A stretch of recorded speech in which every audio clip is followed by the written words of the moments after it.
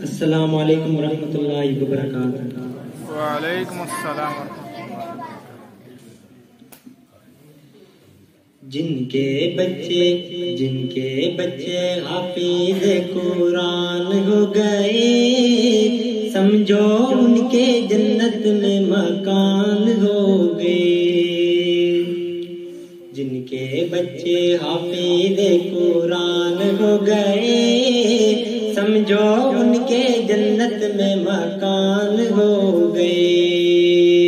محشر میں جو بخشش کے سامان ہو گئے، سمجھو ان کے جنت میں مقام ہو گئے۔ ایک حافظ کا رتبہ کیا ہے، کل کو پتہ چل جائے گا۔ ایک حافظ کا رتبہ کیا ہے، کل کو پتہ چل جائے گا۔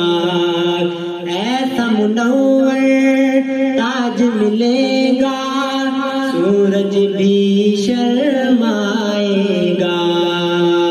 اللہ اللہ رب کے جو مہمان ہو گئے، سمجھو ان کے جنت میں مکان ہو گئے۔ سمجھو ان کے جنت میں مقام ہو گئے۔